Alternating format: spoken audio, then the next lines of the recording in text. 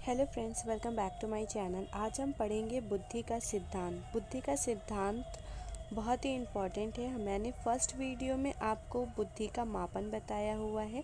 आप वहां से जाकर उस मापन, अगर आपने फर्स्ट वीडियो नहीं देखा है तो बिल्कुल आप जाकर चेक कर लीजिए। अगर आप वो फर्स्ट वीडियो देख लेते हैं तो आपको बुद्धि का सिद्धांत समझने में आसानी होगी। ये सभी परीक्षाओं के लिए इम्पॉर्टेंट है, तो बिल्कुल आप ज़रूर उस वीडियो को ज़रूर देखिएगा।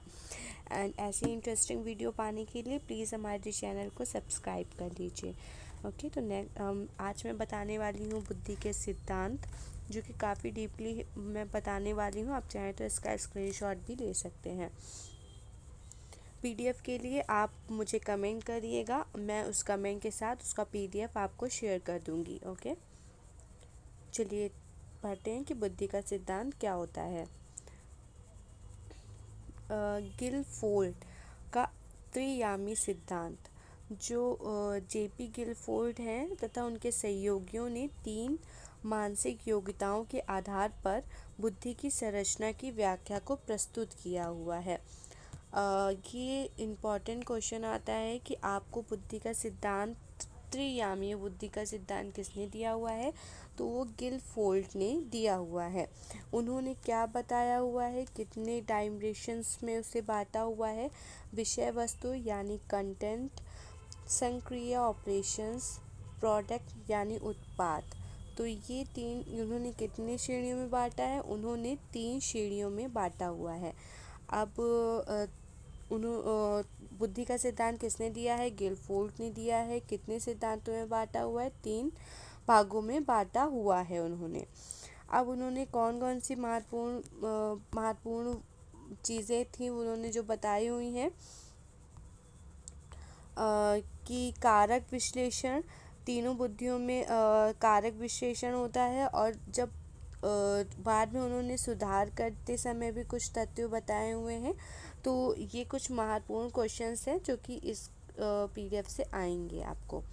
एंड ये बहुत इम्पॉर्टेंट है, आप चाहें तो इसे नोट कर सकते हैं। मैं आपको समझाने की कोशिश करती हूँ। जैसे कि आप समझ लीजिए कि आपका ये मूल्यांकन हो गया, ठीक है, और ये विषय वस्तु हो गई आपकी। ये विषय वस्तु है, ये मूल्यांकन हो गया आपका। ये सज्ञान, मतलब सज्ञान को हम क्या कहते हैं, ज्ञान स्मृति, ठीक है। 1 2 3 इकाईज हो गई आपकी। जब ये सब बराबर होती हैं तब आपका जो इक्वलिटी आती है वो ये फॉर्मूला से आता है। ओके, तो आप चाहें तो इसको आकार के रूप में दे सकते हैं, संकेतित। ये आपका विषय वस्तु हो गई। जब हम किसी भी कार्य को करते हैं तो हम पहले उसकी विषय वस्तु यानी कंटेंट को मजबूत करते हैं। उसके बाद में हम उसकी इकाई, वर्ग, संबंध, प्रतिपद्धतियाँ और रूपांतरण प्रयोग को रखते हैं। आप किसी भी क्वेश्चन को डिफाइन करेंगे तो सबसे पहले उसकी विषय वस्तु यानी इंडेक्स पहले आप तैयार करते हैं। कि मैं कोई सा कंटेंट अगर पढ़ाने जा रही हूँ तो मुझे पहले उस कंटेंट का ज्ञान होना चाहिए कि मैं क्या पढ़ाऊँगी। उसका सीक्वेंस होना चाहिए कि मैं पहले परिभाषा पढ़ाऊँ या फिर पहले भूमिका को रखूँ, या मैं पहले सबसे पहले अपना इंट्रोडक्शन दूँ। तो ये मेरे पे डिपेंड करता है। उसी तरह इन्होंने, गिलफोर्ड ने, अपने जो भी प्रोजेक्ट्स प्रयोग किए हैं उस पर आप सबसे पहले उन्हें अपनी विषय वस्तु को रखा है। विषय वस्तु को रखा है, उसके बाद उन्होंने इकाई, वर्ग, पद्धतियाँ प्रयोग किया है। जब उनका ये पूरा रिजल्ट आ गया उसके बाद इन्होंने क्या किया, उस चीज़ का मूल्यांकन किया है, ठीक है। मूल्यांकन उन्होंने किस आधार पर किया, मूल्यांकन उन्होंने जो भी चीज़ें आई उनके आधार पर मूल्यांकन को किया है।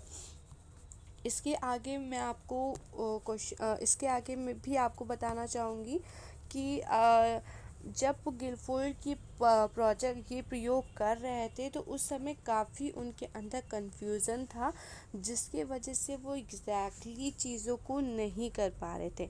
तो अब सारी चिंतन में डिफरेंस होता है कि ये आपके आंतरिक मन पर, आंतरिक चिंतन पर डिपेंड करता है, ठीक है। आप यहाँ पे देख रहे हैं कि यहाँ पर ये भी लिखा हुआ है उत्पाद और यहाँ संक्रिया यानी ऑपरेशंस।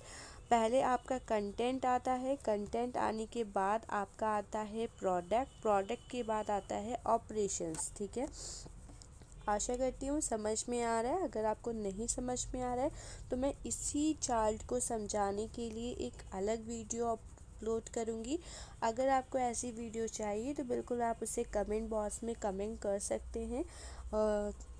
अगर आप इसे डिफ़ाइन करना चाहते हैं, चित्र कौन सा चित्र आपको समझ में नहीं आया तो आप इसे C1 कह सकते हैं, या फिर बिल्कुल आप C1 कर दीजिएगा। C1 डायग्राम इज़ नॉट, आपको नहीं समझ में आया है तो उस बात को आप लिख सकते हैं। नेक्स्ट कंटेंट में आते हैं। आपको विषय वस्तु और सूचना सामग्री, जैसे कि अब जो भी मैंने बताया कि सबसे पहले आप विषय वस्तु को रखते हैं तो उसी को मैंने डिफ़ाइन किया हुआ है। वीडियो काफ़ी लेंथी हो रहा है तो ये आप स्क्रीनशॉट ले सकते हैं। मैंने आगे की वीडियो में समझा दिया है कि आप किस तरीके से इसे क्या विषय वस्तु होती है, मैंने एग्जाम्पल भी दिया हुआ है तो आप इसका स्क्रीनशॉट ले सकते हैं।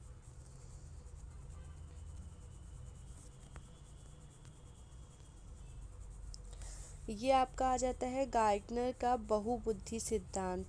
ये बहुत इंपॉर्टेंट क्वेश्चन है, बहुत क्वेश्चंस आते हैं कि बहुबुद्धि सिद्धांत किसने दिया हुआ है, तो गार्डनर ने दिया हुआ है। गार्डनर ने व्यवहार के 8 कितने मापदंड बताए हैं, 8 मापदंड बताए हुए हैं। बहुत इंपॉर्टेंट है, आप चाहें तो इसे नोट कर सकते हैं। वेरी इंपॉर्टेंट क्वेश्चन है। ओके,